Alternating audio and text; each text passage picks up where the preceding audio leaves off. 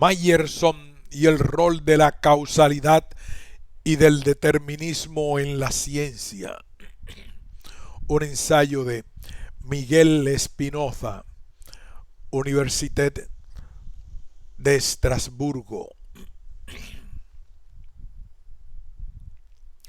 Resumen. Según Meyerson, 1859-1933, la ciencia tiene una vocación realista, explicar lo real, lo que significa que se tiende a buscar la causalidad y el determinismo, pero esta tendencia de la ciencia no siempre es satisfecha. Así, la relación entre la razón que trata de domesticar lo real y lo real que le resiste no es un asunto de todo o nada. Pensar que nada es inteligible significa un escepticismo sin fundamento. No nos hagamos más ignorantes de lo que somos. Pensar que todo es inteligible es una quimera.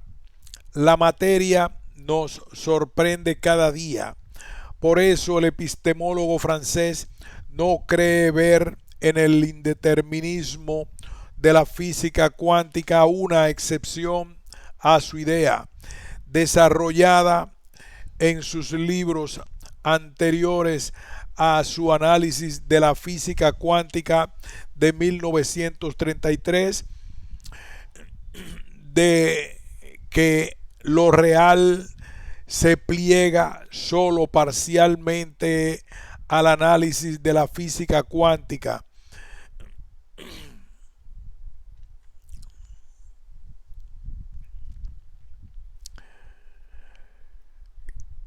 Que se pliega solo parcialmente al análisis de la causalidad y al determinismo. Entonces, lo indispensable a la ciencia no serían estos principios, sino el darnos una imagen de lo real. Y es en este sentido que la nueva física le parece revolucionaria debido a la dualidad onda-corpúsculo que afecta a todas las partículas. Por primera vez los físicos son incapaces de proponer una imagen coherente del universo. Hago notar que en Meyerson hay, sin embargo, a pesar de la continuidad que él cree ver entre sus obras precedentes y su análisis de la física cuántica, una contradicción. Mientras que antes afirmaba explícitamente que el determinismo es la base de toda ciencia, más tarde admitirá el carácter dispensable del determinismo. Finalmente, propongo que el determinismo causal debe ser visto como el primer principio de la inteligibilidad natural y como el principal criterio de cientificidad.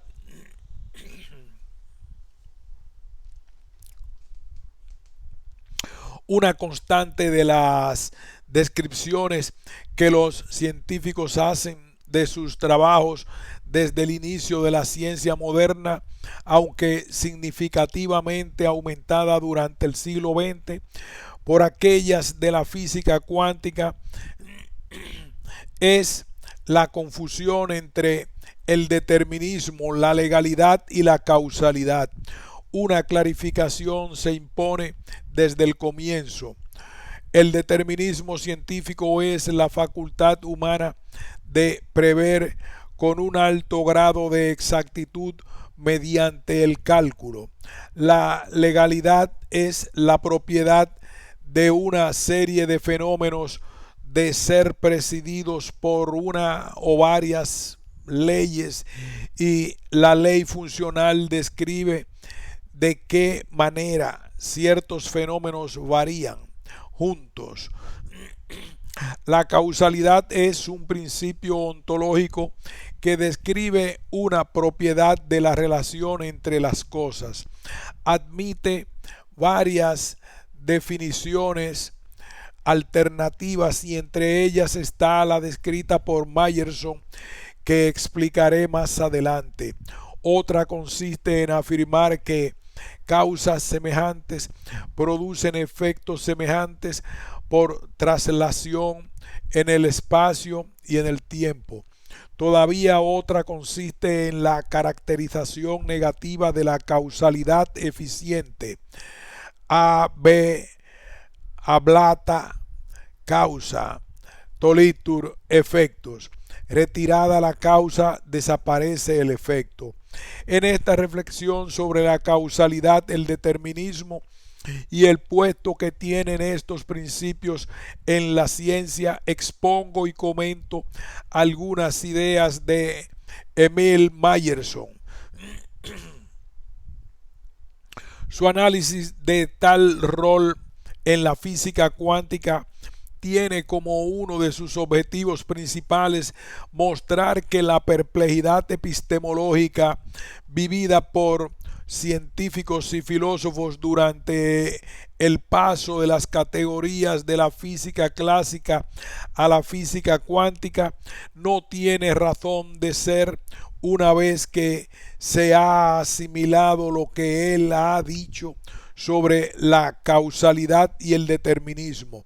Su idea es, en suma, que tanto la causalidad concebida en un sentido mayersoniano que explicaré y el determinismo que no habría que confundir con la causalidad concebido como se hace generalmente en la ciencia moderna, como nuestra capacidad de prever gracias a la existencia de leyes, muchas de las cuales no son causales, se han podido aplicar siempre solo de una manera parcial. Por eso no habría que extrañarse si ahora se cae en un causalismo mayor y en un indeterminismo mayor que en el pasado. La diferencia es solo de grado. Sin embargo, la lectura del fascículo de Meyerson sobre la física cuántica es sorprendente por la facilidad con que el epistemólogo se adapta al mayor causalismo y al mayor indeterminismo de esta nueva física. Resulta que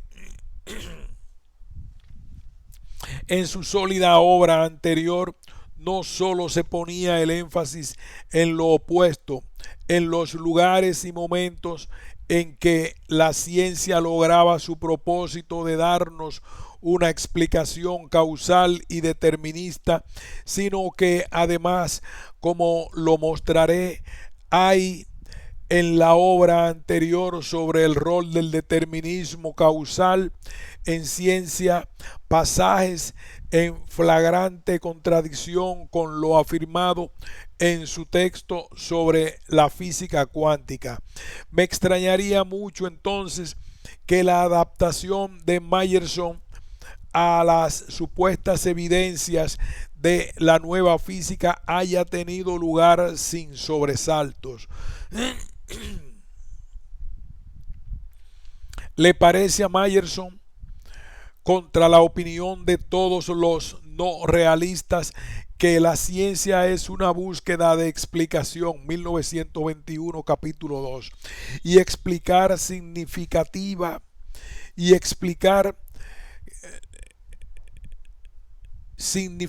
identificar en un sentido mayersoniano sui generis, es decir, reducir los fenómenos sea al espacio, sea al tiempo, sea a los dos. Piénsese, por ejemplo, en la manera en que los fenómenos gravitacionales son accidentes de la geometría del espacio-tiempo en la teoría general de la relatividad. La identificación o reducción de los fenómenos al espacio produce leyes y en consecuencia un determinismo legal, puesto que una ley estipula y presupone la identidad o la invariabilidad de la relación entre fenómenos mediante una traslación espacial. Ahora bien, si a la identidad de un fenómeno al espacio se puede agregar su identidad en el tiempo, identidad de los fenómenos mismos y no sólo de sus relaciones, entonces hay causalidad y determinismo causal. Determinismo, puesto que del conocimiento de la causa es posible progresar al conocimiento del efecto y viceversa, y causal en el sentido que Meyerson retoma de que Leibniz, el efecto integral puede reproducir la causa entera o una causa semejante a esta.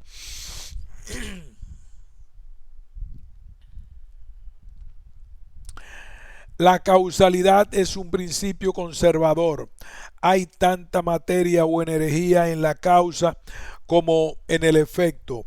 Se trata de la renovación del principio que aparece como leitmotiv en el más impresionante de los poemas filosóficos de todos los tiempos, el melancólico y lúcido de la naturaleza de las cosas de Lucrecio. Nada sale de nada, ni vuelve a la nada. Platón, en el Timeo, ya había prescrito que todo nacimiento sin causa es imposible. Y Aristóteles, por su parte, afirmó que la naturaleza no hace ninguna cosa sin motivo razonable ni en vano. En la época moderna el principio fue puesto en su sitio de honor por Lavoisier. En la naturaleza nada se pierde, nada se crea, todo se transforma. Y Schopenhauer, nótese que este tipo de causa es una clase de causa formal, en tanto que estructura o magnitud invariable, a condición de aceptar un viraje matemático de la noción de causa formal aristotélica. No es claramente una causa eficiente, al menos porque esta última, en su sentido moderno humiano, exige que la causa preceda al efecto. En la causalidad eficiente hay una asimetría temporal, mientras que la causalidad mayersoniana borra precisamente esta asimetría al querer establecer que la causa es idéntica al efecto. Entonces son simétricos y pueden intervertirse. Muchos dirán que esta manera de concebir la causalidad la destruye, porque si la causa es idéntica al efecto, entonces la distinción entre ellos ya no se justifica. Pero la discusión de este problema no es mi objetivo ahora. Según Meyerson, como no estar de acuerdo con él sobre este punto, el gran principio de Lucrecio, ex nihilo nihil, es esencial no solamente a la razón científica, sino también a la razón del sentido común.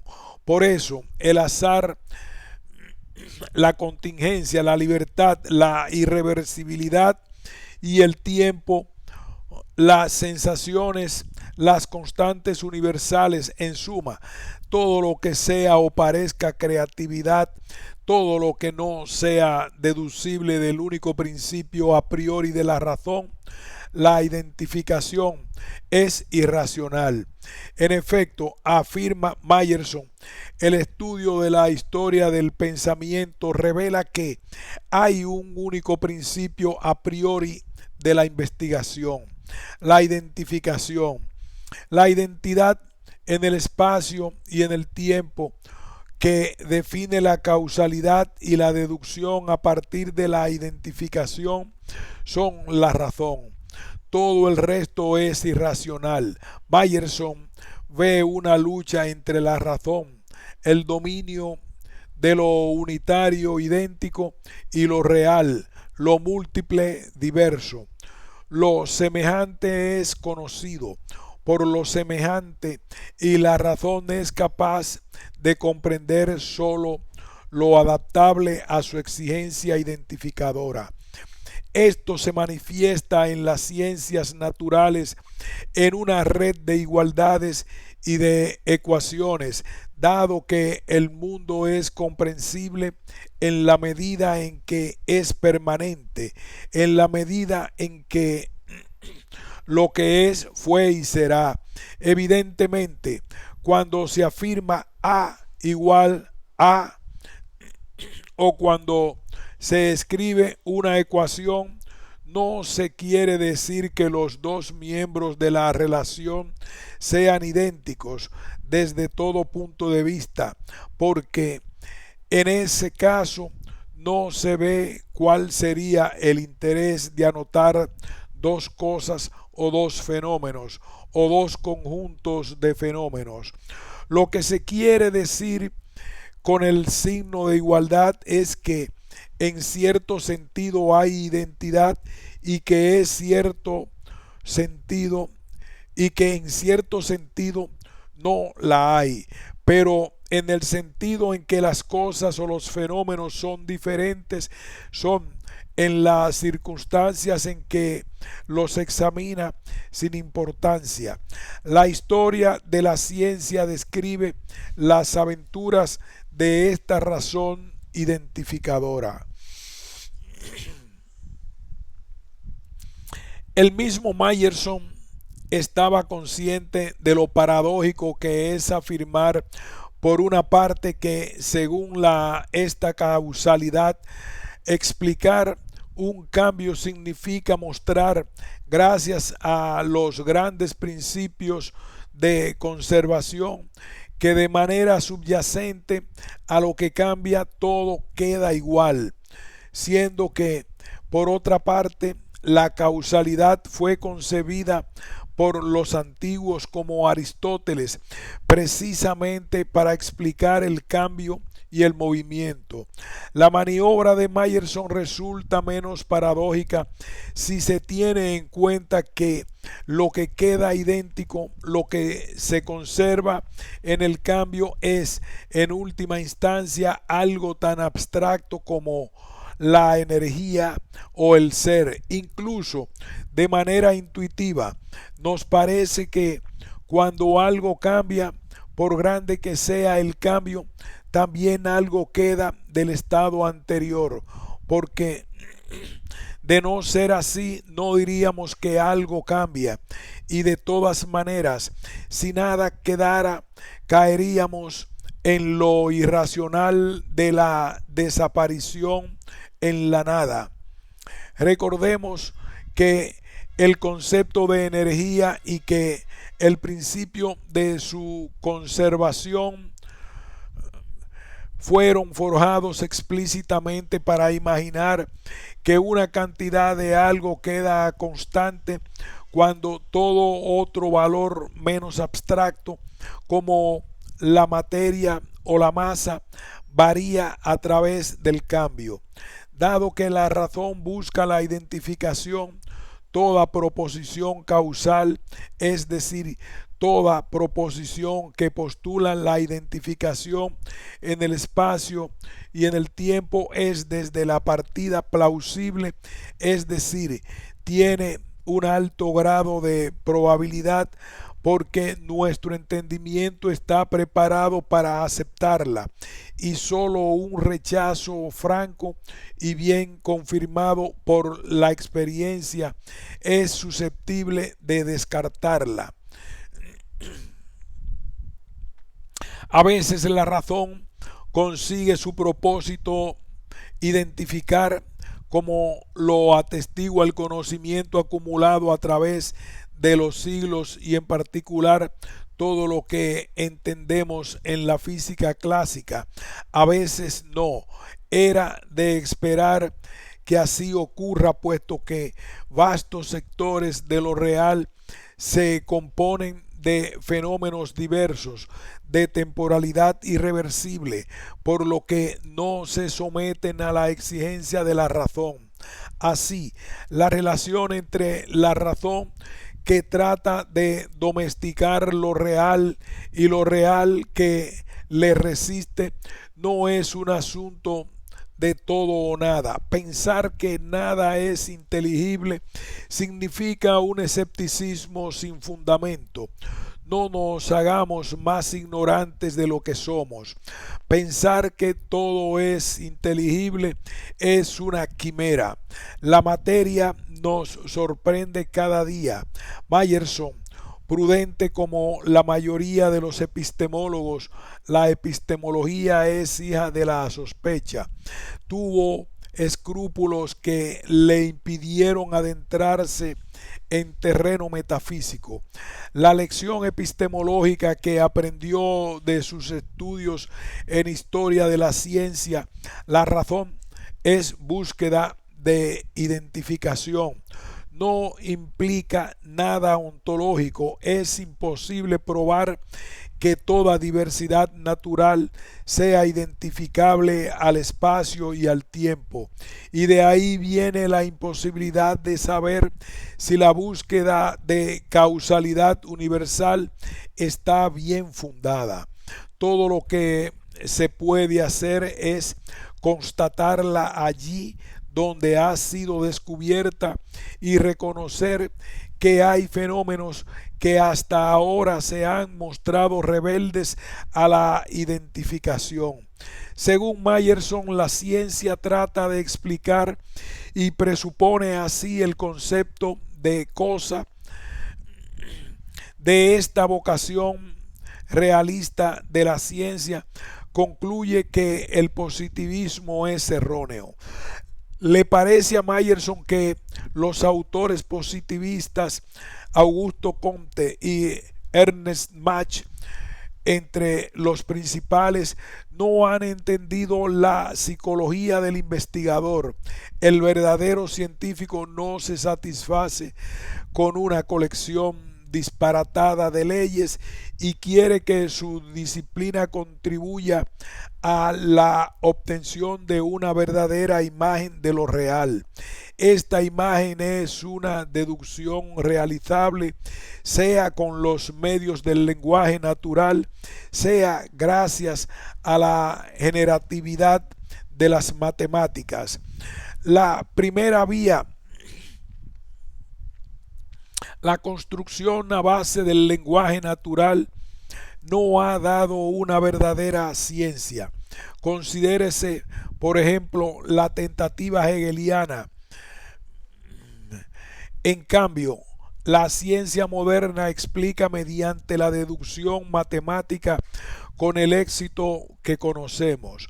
Desde Descartes y Galileo, toda ciencia busca la matematización, y la filosofía que se destaca de la historia de la física es una tendencia hacia el panmatematismo o el platonismo, entendido este último en sentido moderno.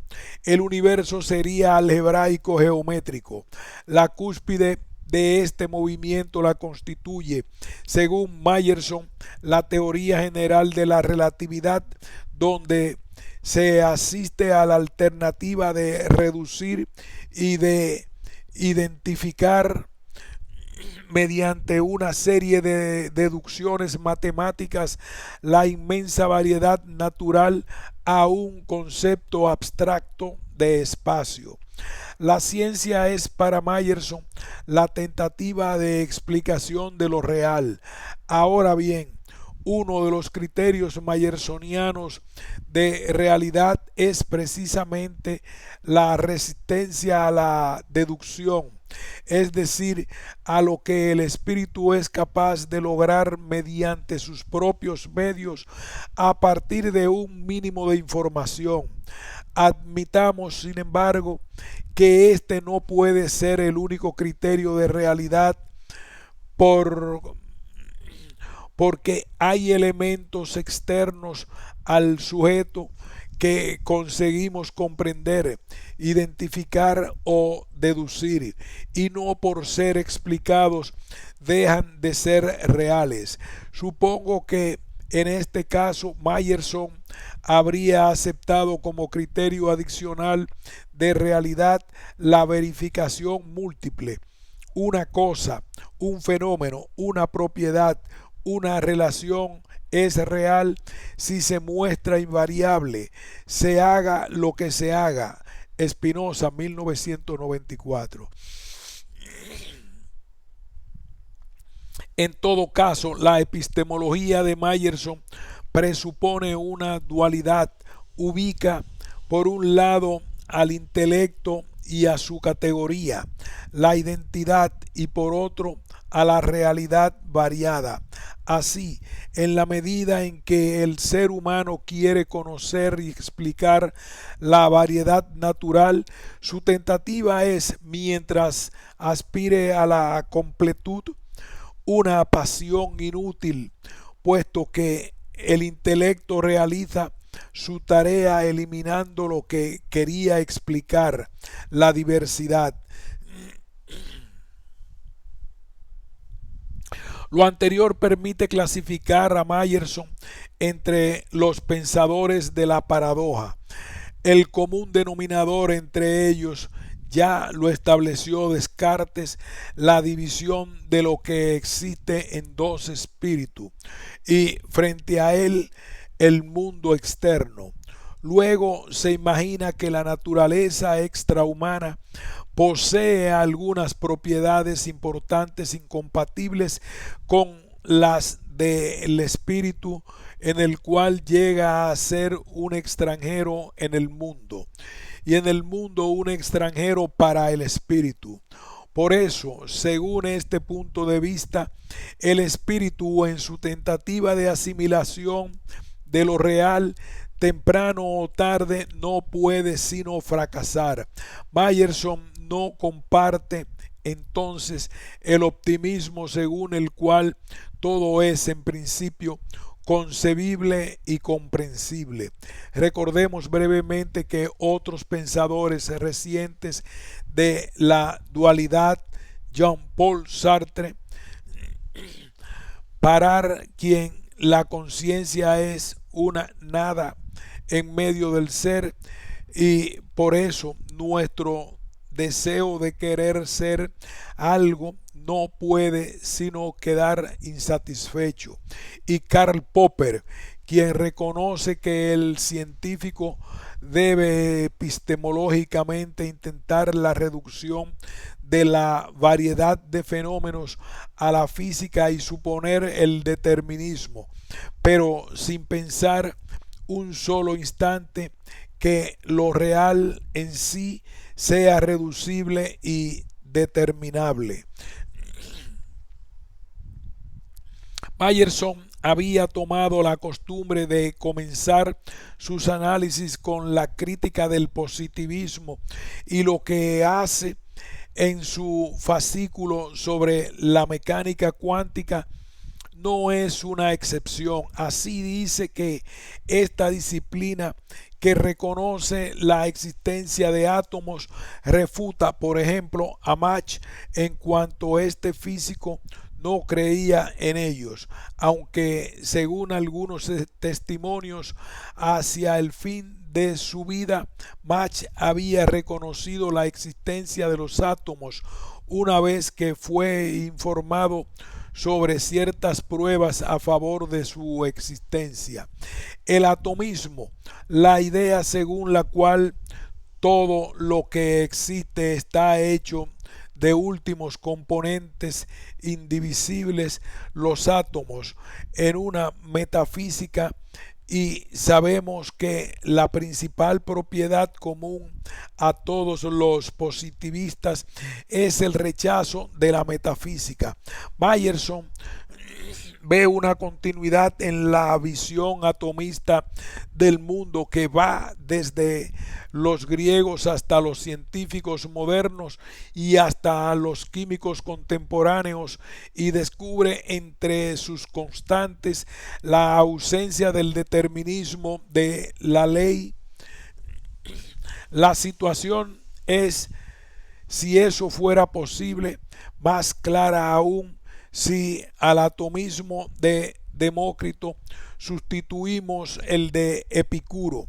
En los tiempos de Epicuro, el concepto de ley, tal como lo conoce la física actual, se encontraba ya perfectamente formado, dado que una escuela filosófica muy difundida, el estoicismo, proclamaba la dominación rigurosa de la necesidad universal en los fenómenos naturales, pero los epicúreos rechazaban precisamente esta afirmación.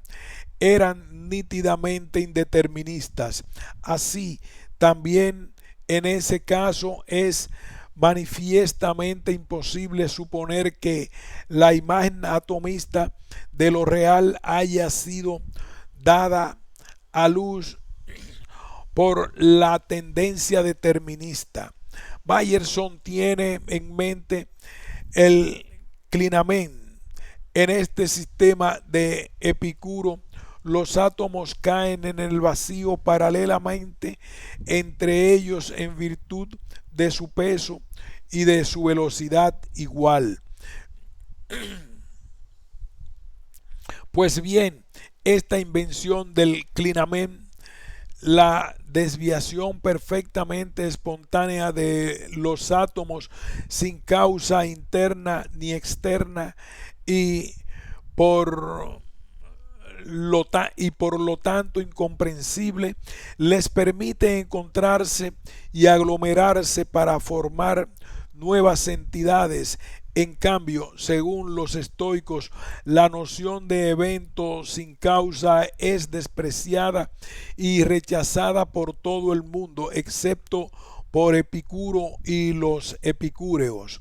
La idea de Epicuro, contestable, es que sin espontaneidad o sin encuentros fortuitos, toda evolución es imposible. Nada nuevo puede surgir. Según el testimonio de Cicerón, esta teoría del clinamen fue avanzada por Epicúreo para salvar la libertad humana, dado que el espíritu movido por el movimiento atómico hereda, sea la necesidad, sea la contingencia del movimiento atómico. De ahí viene la necesidad de hacerle un lugar a la contingencia en el mecanismo atómico. También en Lucrecio, el clinamen llegó a ser claramente, además de condición de novedad, el principio del libre albedrío.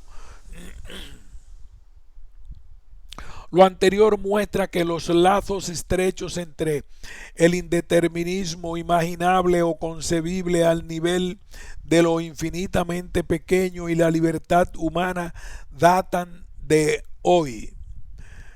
Aludo aquí, por ejemplo, a la idea reciente de que el problema de la compatibilidad entre el determinismo físico y el libre albedrío no tienen lugar de ser, porque eso es lo que se estipula. No hay determinismo en ninguna parte.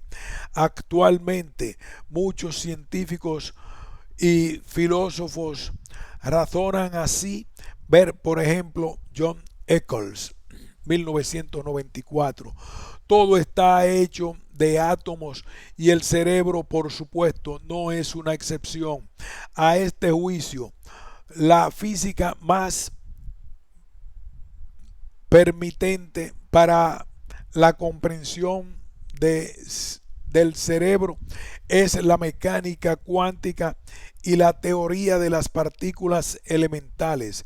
Estas teorías constituyen un argumento a favor del indeterminismo atómico. El porvenir no es previsible con toda la precisión que uno quiera. El cerebro hereda el indeterminismo cuántico y los fenómenos de la conciencia como el libre albedrío emergen del cerebro y en consecuencia del indeterminismo físico. El problema clave aún vigente y que me limito solo a enunciar consiste en saber si los eventos y sistemas compuestos de átomos de escala superior a la de los átomos aumentan o disminuyen en el indeterminismo atómico. Una breve comparación donde se tiene en cuenta lo que dicen los otros científicos o filósofos ayudará a entender mejor lo que está en discusión. La tradición atomista, unas veces manifiesta, otras latente, probaría que el determinismo no es esencial a la ciencia, lo que explicaría por qué los atomistas contemporáneos no tienen razón de turbarse por el giro hecho por la física de los cuanta. Se sigue, por ejemplo, que alguien como Max Planck, uno de los iniciadores del atomismo reciente, no debería considerar que el determinismo es un rasgo indispensable a la ciencia. Planck escribe: nada puede salir de la nada, y los que esperan tal vez establecer el indeterminismo de principio como la base única de la física teórica van probablemente al encuentro de una desilusión. Que la ciencia no necesita del determinismo es una opinión de Meyerson, es una opinión que Meyerson comparte, por ejemplo, con Arthur Eddington. El astrofísico inglés señala que el determinismo de Planck es teórico, metafísico, una declaración de fe que nadie puede probar experimentalmente. Le parece que el indeterminismo no es en ningún caso una abdicación del método científico, es más bien una expansión de un método científico que ha crecido bajo la protección del viejo método causal y que se ha revelado ahora como algo con un alcance mayor. Lo que sostenemos es que la ciencia ya dejó de apoyarse sobre el determinismo. Quisiera anotar simétricamente contra la opinión de Eddington de que el determinismo es una declaración de fe metafísica no probable empíricamente, que el indeterminismo también lo es. Si se entiende por eso una propiedad ontológica y no solamente nuestra incapacidad de preverlo todo exactamente, no porque uno no haya encontrado las causas internas o externas de algo, no porque no haya previsión, hay indeterminación ontológica o espontaneidad real. Habría que poner atención a la importancia acordada por Eddington al empirismo, como si la experiencia fuera lo único que cuenta. Como de costumbre, el empirismo es una de las fuentes principales del idealismo. Los empiristas empiezan por destruir el logos de las cosas, por desmigajar lo real, y luego hay que extrañarse si no cuentan en la realidad sensible el orden necesario a la ciencia. Por eso es común que el empirismo se vincule al escepticismo, pero hay personas que, aceptando el análisis empirista de los hechos, creen sin embargo en la ciencia y rechazan, por lo tanto, el escepticismo. A ellos no les queda otra alternativa salvo poner en el entendimiento el orden necesario al conocimiento, un orden que es impuesto, así lo piensan ellos, a la experiencia. Piénsese en las fuentes humanianas del idealismo trascendental kantiano y el desarrollo del idealismo de Eddington. No es una excepción a esta secuencia. Ahora bien, todo eso es inverosímil, como pensar que el orden del mundo, las leyes naturales, la inteligibilidad natural sean un regalo que nuestra mente le hace al mundo, como si nuestra mente no fuera un sistema emergente del cerebro formado con los mismos mecanismos que la naturaleza ha empleado en la formación de otros sistemas. ¿O bien se va a aceptar acaso una idea más inverosímil todavía, el dualismo ontológico del cuerpo y del espíritu? Uno de los principios a priori de la explicación puede ser el determinismo causal, declarando que es una condición de la ciencia y que una explicación es insatisfactoria si no revela un determinismo causal. A esto tendía precisamente la obra de Meyerson, anterior a su reflexión sobre la física cuántica. En lugar de eso, muchos científicos hablan ahora, no incluyo aquí a Meyerson, de una causalidad probabilística, o bien se concibe la probabilidad como una alternativa indeterminista a la causalidad, como si la probabilidad fuera una situación ontológica última, siendo que lo valioso de la probabilidad es de servir de guía a la búsqueda de causalidad, y que la probabilidad tanto clásica como cuántica describen un determinismo débil. Recordemos que la probabilidad clásica describe un determinismo para toda una clase de fenómenos y no para cada fenómeno en particular, y que lo curioso e inusitado de la probabilidad cuántica es que, para tener en cuenta la dualidad onda-partícula de todo elemento, se ha propuesto aplicar la probabilidad al comportamiento de cada elemento, tomando individualmente. Dos razonamientos comunes en este contexto se presentan a menudo de la siguiente manera: no existe algoritmo, regularidad o ley que permita una previsión exacta de los fenómenos en cierto sector de la naturaleza. En consecuencia, el determinismo fracasa, y basta con que fracase una vez para afirmar el indeterminismo. Comentario: si por determinismo se entiende acá solamente incapacidad de previsión exacta mediante el cálculo, entonces es innegable que en todo orden de cosas uno se encontrará temprano o tarde en la incapacidad de prever ¿Por qué todo algoritmo pierde gradualmente eficacia? El determinismo se transforma siempre gradualmente en indeterminismo. El determinismo epistemológico no es un asunto de todo o nada.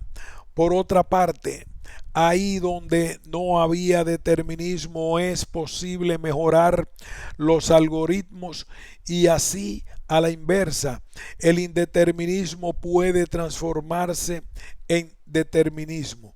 Determinismo e indeterminismo no forman una dicotomía, sino un continuo.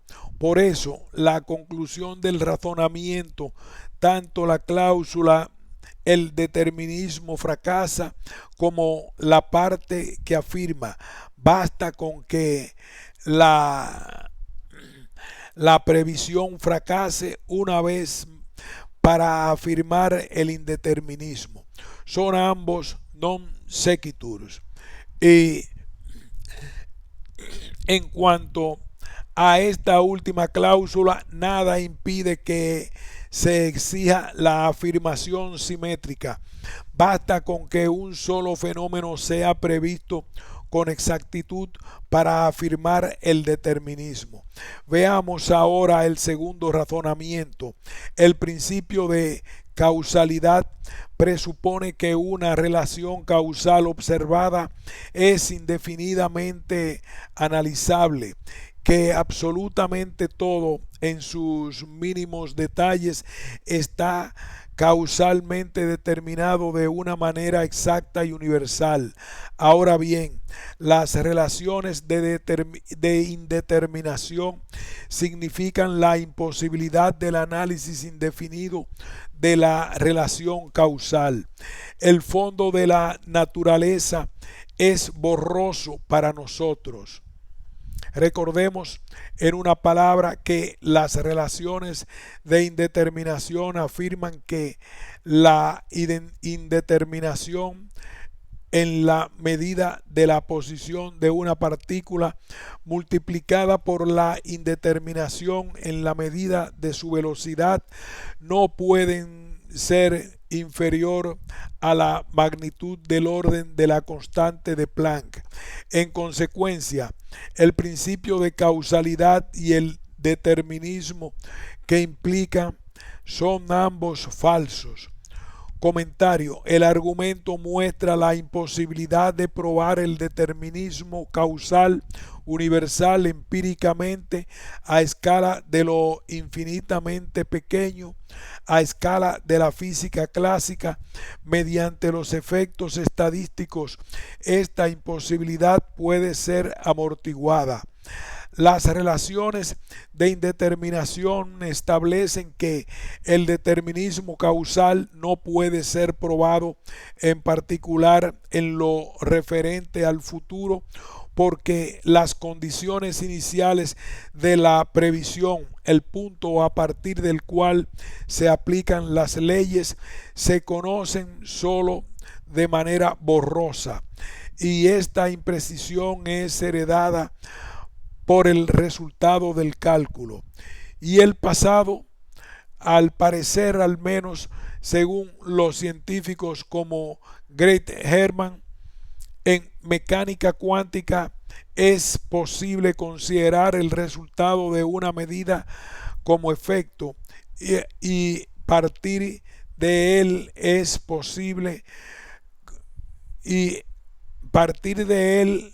posible conocer con exactitud, mediante una deducción hacia atrás, el proceso causal pasado que engendró este efecto. Si G. Herman tiene razón, y dado que no se concibe lo que el paso del futuro al pasado puede cambiar al determinismo causal, entonces hay que concluir que el futuro también está perfectamente determinado causalmente. De todas maneras, el determinismo causal universal nunca tuvo ninguna posibilidad de ser probado por la experiencia, porque toda manipulación empírica es siempre local y parcial, mientras que el determinismo causal universal es un principio global. Puesto que esto es así, yo formo parte de los que piensan que lo razonable es considerar el determinismo causal como un principio racional, una exigencia a priori de la investigación que permite a los científicos progresar en el conocimiento del mundo sin descansar demasiado pronto en las facilidades del indeterminismo causal o en aquellas de las probabilidades insondables. Por eso yo no estoy de acuerdo ni con el Meyerson de lo real y el determinismo en física cuántica, ni con nadie que afirme que el determinismo causal no es esencial a la ciencia. Para mí el determinismo causal es el primer principio de la inteligibilidad natural y el principal criterio de cientificidad, aunque yo no concibo la causalidad exclusivamente en el sentido mayersoniano, sino en una acepción cercana a la teoría de las cuatro causas aristotélicas. Varias veces he hecho notar que el desliz del indeterminismo epistemológico al indeterminismo en las causas o al causalismo in re es ilegítimo. No hay que identificar ni reducir lo real a lo real conocido. La lástima es que, a pesar de todas las precauciones tomadas por Meyerson y en particular a pesar de su interés manifiesto por dedicarse exclusivamente a la epistemología, no evita el desliz denunciado.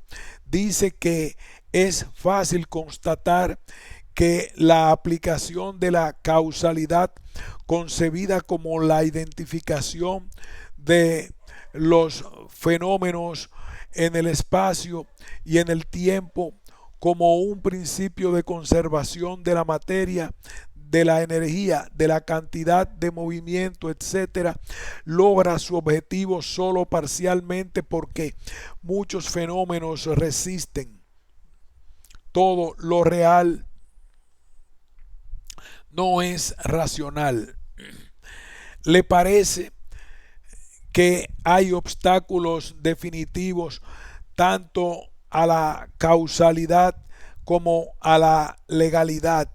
Los límites de las teorías explicativas, es decir, los límites de la deducción, la incapacidad humana de reducirlo todo, de identificarlo todo, sacar los irracionales a plena luz, y la física cuántica ocupa un lugar privilegiado en este proceso. Irracionales son los fenómenos cuánticos indeterminados, irracionales las constantes universales, por ejemplo la carga del electrón, la velocidad de la luz en el vacío, la constante de Planck, la constante gravitacional, la constante eléctrica, la constante magnética.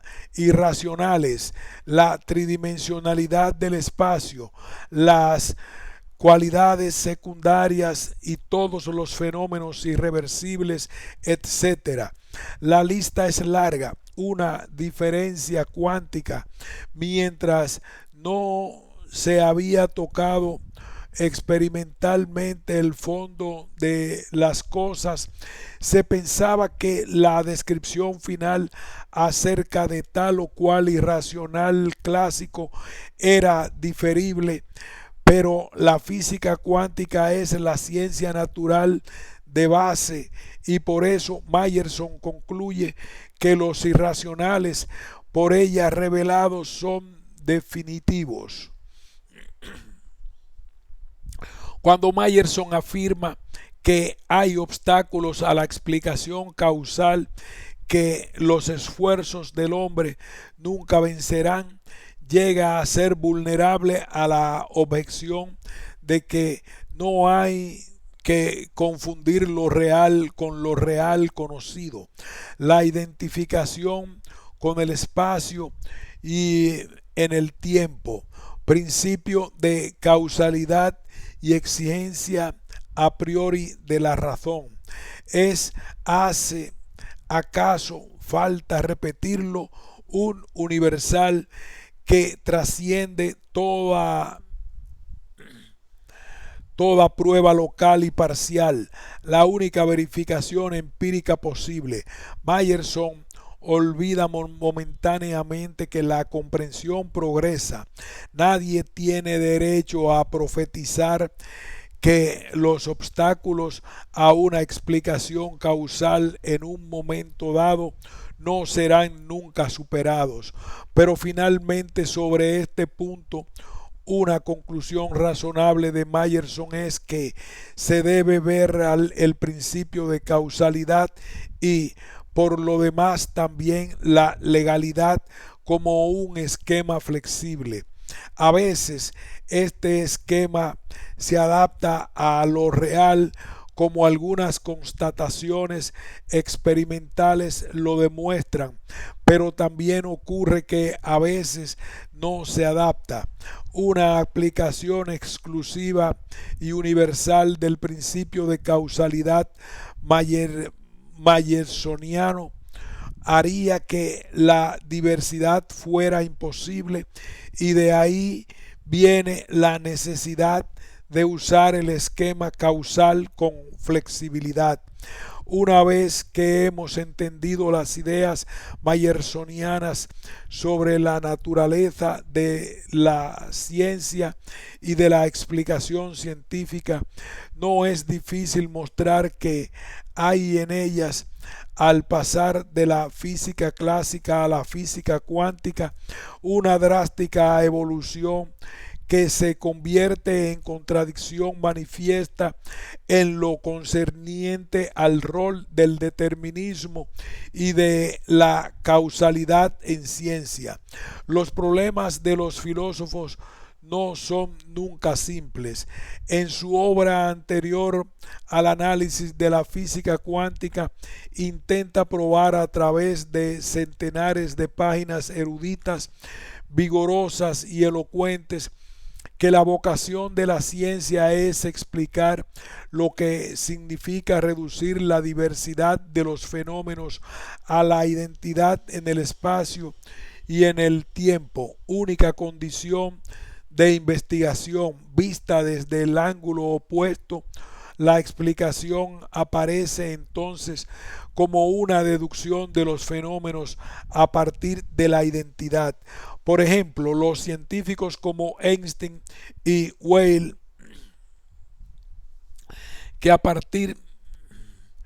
que han elaborado la teoría general de la relatividad, han intentado más o menos conscientemente deducir los fenómenos a partir de una sola noción, menos conscientemente de una sola noción, de una concepción sofisticada del espacio descriptible de una manera algébrico-geométrica, lo que convierte a la física relativista en ejemplo de panmatematismo filosófico. Para Meyerson, la búsqueda de identificación en el espacio y en el tiempo, la causalidad, es una exigencia a priori de la razón, pero su contenido es a posteriori. Ilustró esta idea mediante el análisis histórico detallado y elocuentes. y su lectura nos deja la impresión nítida de que en los sectores donde la ciencia tiene éxito explicativo no puede existir sin determinismo causal. Por ejemplo, en Identidad y Realidad de 1908 afirma que el porvenir nos parece forzosamente indeterminado a causa de nuestra ignorancia, y cuando evoca la hipótesis de que en la teoría cinética de los gases las moléculas fueron inelásticas de tal manera que una colisión central de dos moléculas de igual velocidad las neutralice, dejándolas en reposo, reacciona así.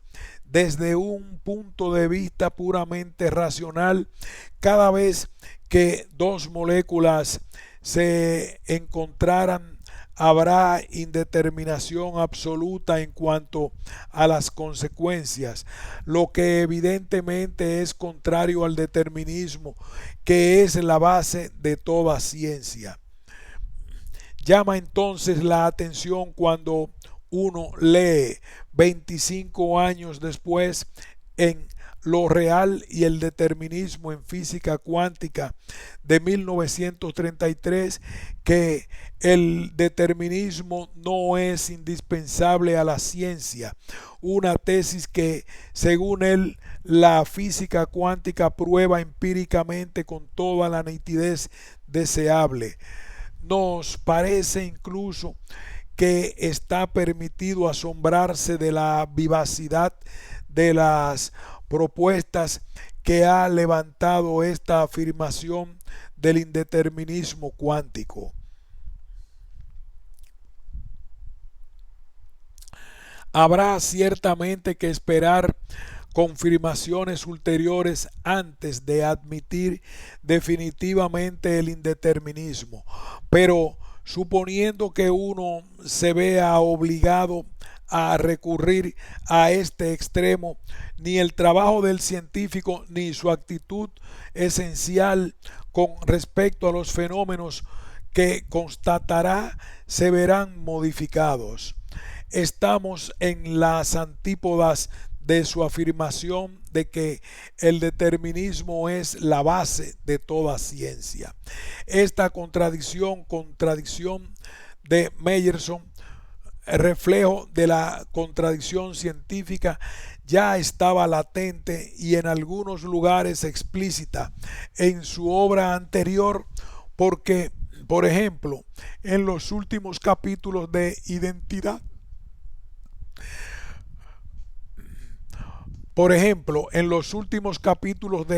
Identidad y Realidad menciona la ilusión causal que consiste. Identidad y Realidad menciona la ilusión causal que consiste en considerar que si la ciencia tuviera éxito en todo lo que queremos explicar, entonces se demostraría que todo es de un solo género y que nada sucede, dado que la causa y el efecto son intercambiables. Pero esto es una ilusión, porque la sensación de que es nuestro primer contacto con el mundo externo se encarga de mostrarnos la diversidad y la irreversibilidad de los fenómenos. Aunque debemos ser indeterministas metafísicos, metodológicamente tenemos de todas formas que buscar leyes causales o deterministas, excepto en los sectores donde los problemas por resolver son de tipo probabilista. Esta incoherencia de Karl Popper, consistente en postular el determinismo sin creer que existe, se asemeja a aquella de Meyerson. Si lo que esta gente afirma fuera verdad, habría que hablar del destino miserable del intelecto, condenado a buscar lo que la naturaleza no le podrá nunca dar. Incluso algunos semirrealistas se encuentran en esta situación. Max Planck, escribiendo sobre la controversia entre el realismo y el positivismo, afirma que la física persigue un objeto de esencia metafísica que él considera legítimo, el conocimiento de lo real en sí, pero que no será nunca alcanzado. Kant, con sus ideas reguladoras y sus prohibiciones, sus dilemas de la razón pura, su conocimiento del conocimiento, etcétera, son seguramente una de las fuentes principales de los límites que nuestros contemporáneos se autoimponen. El hombre es una pasión inútil, dice Sartre, y un escéptico podría especificar: la comprensión del mundo es una pasión inútil.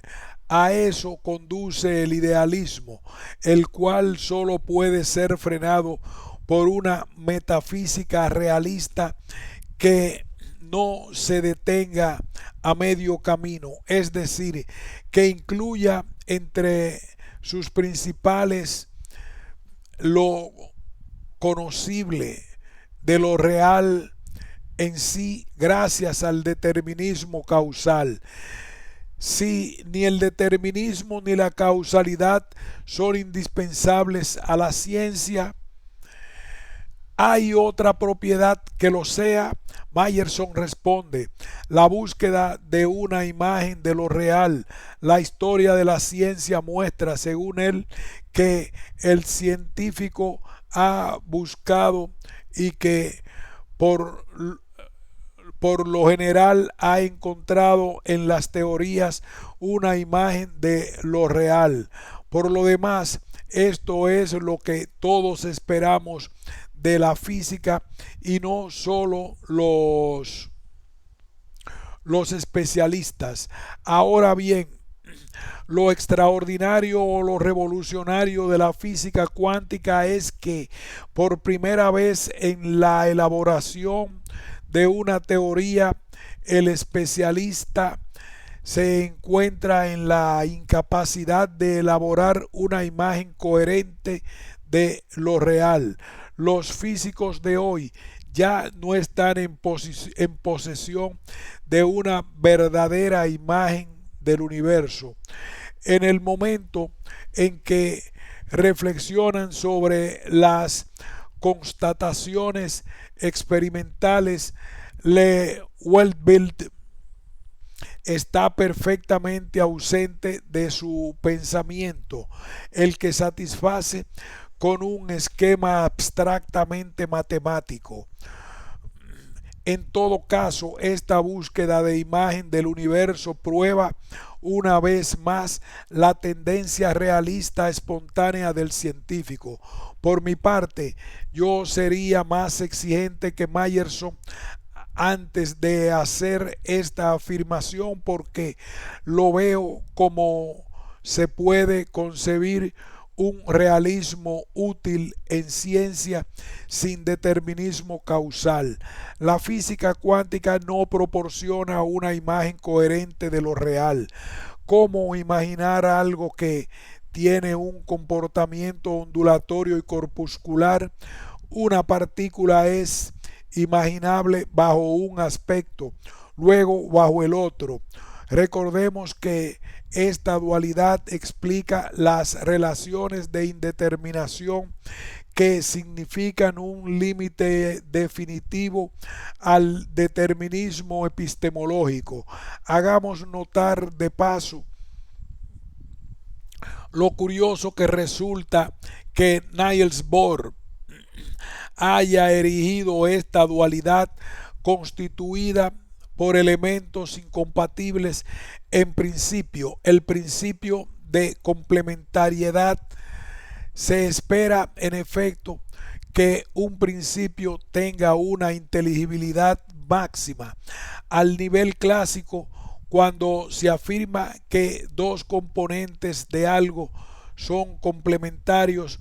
Se presupone su compatibilidad, su reunión, un objetivo común como las pezuñas de la oveja, sus dientes y su aparato digestivo.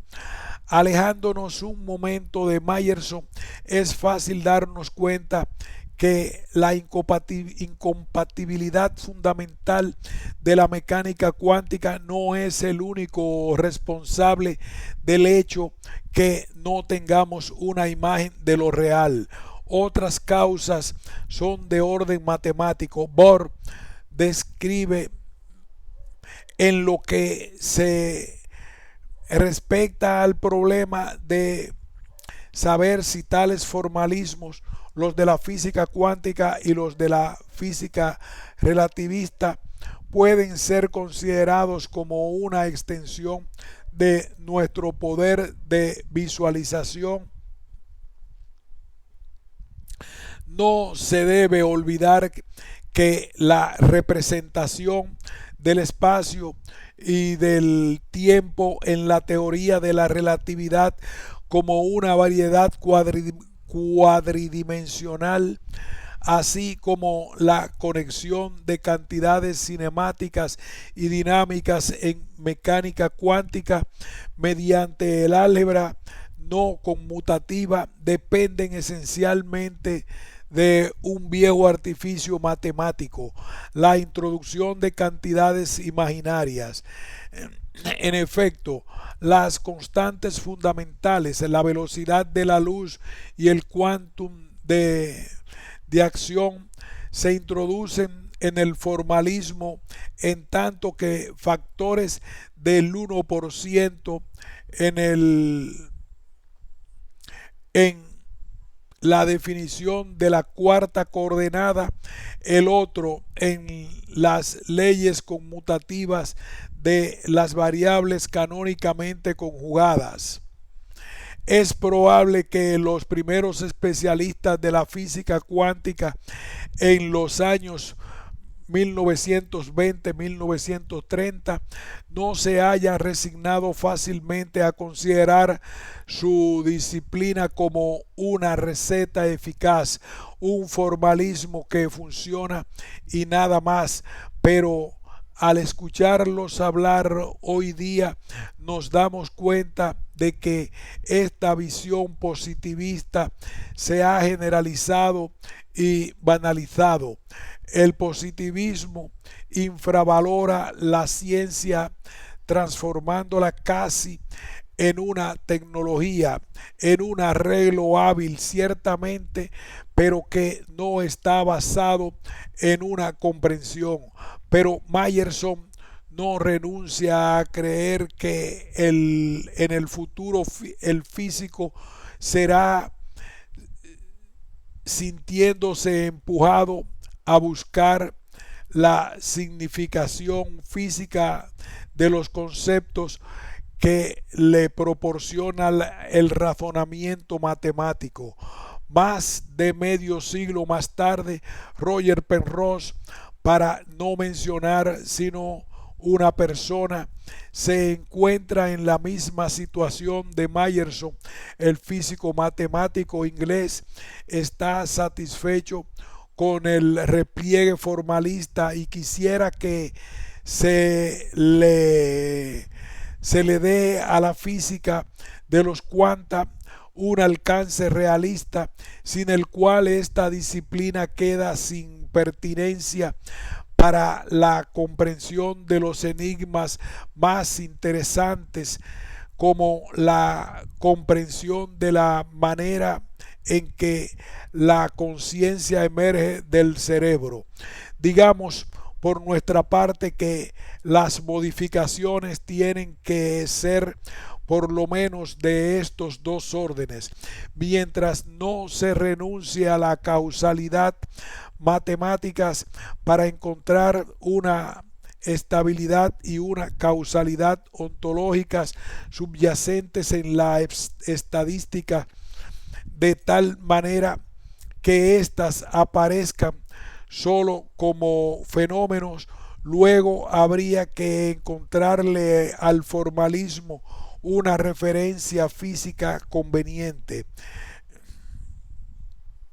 El día en que la física sea de nuevo, más allá del formalismo, una imagen realista del mundo, el hombre culto ya no tendrá ninguna razón para ignorar la física cuántica.